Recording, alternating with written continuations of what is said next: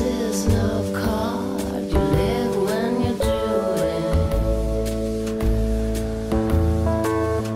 Tie break is off, you have to dig into it. Lisbeth Wendel, nu har du jo lavet en Strindberg-film. Igen. Hvad har du med Strindberg? Ja, altså jeg tror, det som jeg har med Strindberg, det er, at den måde han igennem hele sit liv har brugt sig selv til at fortælle sin historie, og som omdrejningspunkt for at være altså han er sit eget kunstværk, kan man sige, ikke? Jeg var vokset op i en tid, hvor man sagde, at man ikke måtte bruge hovedstolen. Og det har jeg ligesom gået straight Man må ikke tage ligesom de allerinderste centrale erfaringer i ens personlige liv. Ja. Og det gjorde han, og det vil du også gerne.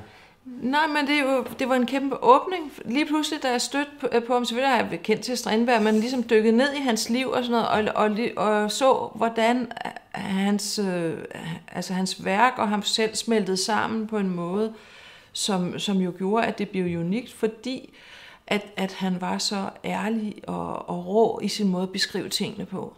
Og den der ærlighed og råhed, ikke? Altså det var meget inspirerende for mig. Han har jo faktisk skrevet Frøken Julie, som man plejer at kalde det, ikke? Har han skrevet i Danmark en sommer der i 1888, og fik det også med lidt besvær opført i Danmark første gang. Hele den her historie om overklassekvinden og underklassemanden, hvad er det, du har fundet i den, som du synes lagde op til, at man lavede den igen? For den er jo lavet selvfølgelig mange gange. Ja, men det var faktisk den aktualitet, der lå i det stykke, da jeg læste det her for 4-5 år siden. Faktisk gik jeg jo i gang med Frøken Julie umiddelbart efter jeg lavede Hun og Strindberg.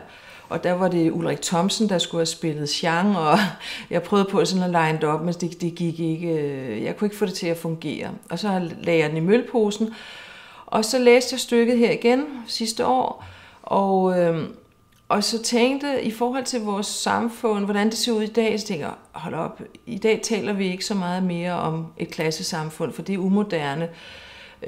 I dag er det jo markedet, og vi alle sammen er blevet til forbrugere, vi er jo ikke blevet til borgere i et klassesamfund, eller vi er ikke borgere i et klassesamfund. Men så tænker jeg alligevel, at det var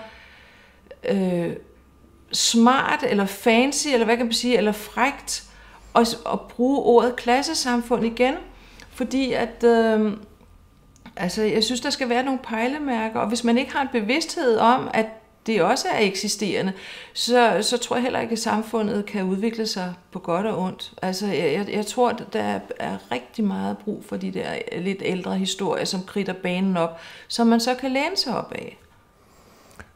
Og tror du, at sådan, jamen er der stadig sådan nogle konflikter? Er det noget, der stadig vil være typisk, at man ligesom kunne forestille sig et par, der på en eller anden måde ikke rigtig kunne mødes, fordi den ene er fra en overklasse, den andet fra en underklasse? Vil det ligesom give gnister i dag? Er det noget af en af de dynamikker, der også er i vores samfund i dag? For det er jo klart, at vi har klasser. Per Fly har jo fortalt os om det i 3 film. Ikke? Jo, men i dag er det jo faktisk endnu mere ekstremt, fordi du møder stort set aldrig nogen fra de andre klasser. Vi har jo spaltet os ud, sådan, så vi er kun sammen med dem, der ligner os selv. Og det vil sige, at vores empati er jo nærmest ikke eksisterende, fordi man kan ikke sætte sig ind i, hvilke følelser andre mennesker har. Og det er jo også derfor, at det er så vigtigt, at vi får sparket så mange historier på banen som overhovedet muligt, så vi kan danne os nogle billeder af, hvordan vi skal leve med hinanden, hvordan vores samfund skal være fremover. Og det kan man sige, det fører mig videre til, hvorfor gider jeg lave en film på 8 dage? Det er fordi, jeg synes, at behovet for at fortælle mange historier, det er til stede og skal være til stede for alle kunstnere. Og hvis man så har valgt filmmediet, så kan man sige, altså, at det at eksperimentere med at kunne lave hurtige film, det er rigtig godt i forhold til det at være en del af en fortælling, altså en del af at man kommer ud og blander sig, og det synes jeg rigtig meget brug for i dag, fordi folk sidder og glor ind i den kasse og kommer ikke over nogen steder. Vi sidder med vores Facebook, vi er aldrig i kontakt med hinanden mere, altså i hvert fald ikke så meget, som man var før i tiden. Og ja. Du siger, at du har lavet filmen på 8 dage, det vil sige, alle optagelser blev lavet inden for 8 dage. Hvad, man kan sige, i forhold til din foregående film, One Shot, ikke, som er lavet i en optagelse på, hvad blev det, 70 minutter eller sådan noget, ikke? 75. Ja, ikke, man kan sige, der lavede du en film på 75 minutter. Nu tager det 8 dage, det er trods alt en betydelig forlængelse af produktionstiden, men igen, der går selvfølgelig et forarbejde før. Ja. Hvordan har du grebet det an at lave filmen på 8 dage? Var det en økonomisk nødvendighed? Ja. Altså jeg har jo den, kan man sige, regel for mig selv, at alle folk skal have løn. Og så finder jeg ud af, hvor meget jeg kan få hjem i, det bliver jo så det, der hedder udlejeforskud. Hvor meget vil det eller distributionsselskab, der skal distribuere filmen, hvor mange penge vil de give mig upfront for at lave den film. Og det beløb må jeg jo så dele ud på, hvem der skal have, hvor mange vi er på holdet og sådan noget. Og så var der altså ikke penge til mere end 8 dage. Og så satte du tæring efter næring og sagde, hvad for en film kan jeg lave på 8 dage? Ja, det er sådan, det fungerer, ikke? Og så brugte jeg lidt fra One Shot ved det, at jeg sagde, at det var så 17 scener, vi lavede i en indstilling.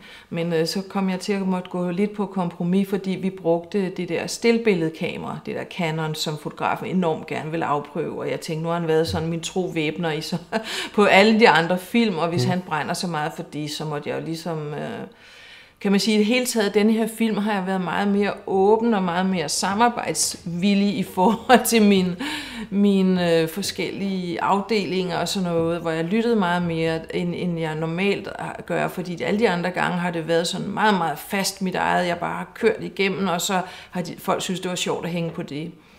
Men her havde jeg selv et andet valg af kamera, men så har du tilpasset dig situationen og taget det mere pragmatisk. Ja. Sådan prøvet at få også inddrage de andre, også nogle andre hensyn i den måde, filmen er blevet til. Ja, altså det gjorde jo, at jeg ikke kunne køre det en scene, for eksempel på 17 minutter, for den har begrænsning, at man kun kan optage 11 minutter med det kamera. Okay. Og det vil sige, at jeg måtte bide nogle scener over, og det gav jo selvfølgelig en anden struktur i fortællingen, og ligesom at klipperen Jakob Thuesen, han begyndte at klippe lidt i startscenen og sådan noget, og må jeg ikke prøve at klippe lidt, og så synes jeg, jamen okay, altså nu havde jeg ligesom gået på kompromis med, at der alligevel blev klippet de steder, så tænkte jeg, det er måske sådan en eller anden hint om, at det kan man så også godt gøre sådan. Så du droppede den idé med, at en scene består af en indstilling? Det kunne ikke lade sig gøre på grund af det kamera. Sådan som det oprindeligt var tænkt, så har jeg selvfølgelig puttet det ind, så jeg synes, det holder stadigvæk. Ikke? Men man kan virkelig sige, at på denne her film er ligesom blevet nogle produktionsmæssige kompromiser i forhold til, hvad jeg plejer at arbejde med. Dine foregående film, som jo er sådan en serie af low-budget film, der har du ligesom sådan arbejdet med de muligheder, der er, så at sige, at udtrykke så meget man kan med nogle meget sparsomme, minimale virkemidler. Hvad synes du generelt har fået ud af den tilgang?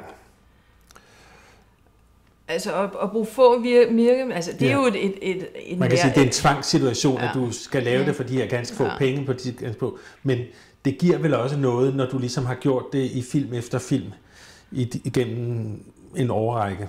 Ja, altså jeg synes, det giver et nærvær, og man skærer det overflødige fra, og altså det bliver jo til kammerspil, fordi der er jo ikke penge til andet, ikke? Og men det bliver også til en stil, som jeg holder utrolig meget af. Jeg elsker kammerspillet selv, altså hvis det er en god tekst.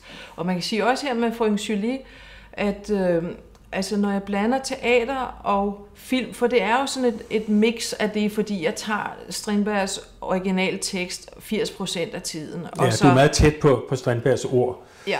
Også selvom der lige er gået 125 år. Ikke? Og det var hele forudsætningen for at lave det, at det ville jeg gøre. Og så har jeg bare flyttet den op i tid og lavet noget tennismiljø rundt omkring, for ligesom at det skulle have en ramme, som kunne svare til det der stuepige og eller herskabs- og tjenestefolk, ikke? Men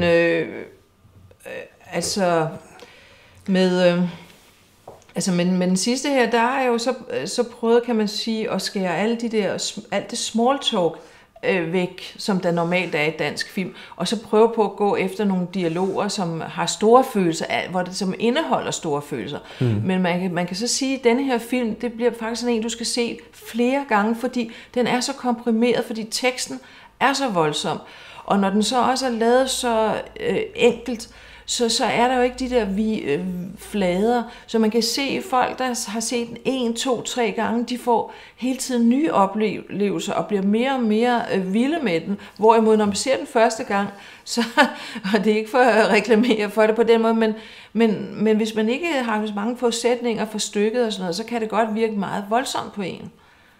Fordi der er så mange informationer i hver en dialog, og så mange lag, der ligger, og det er jo ikke filmisk. Man kan sige, det er teateret, der kører på det, ikke?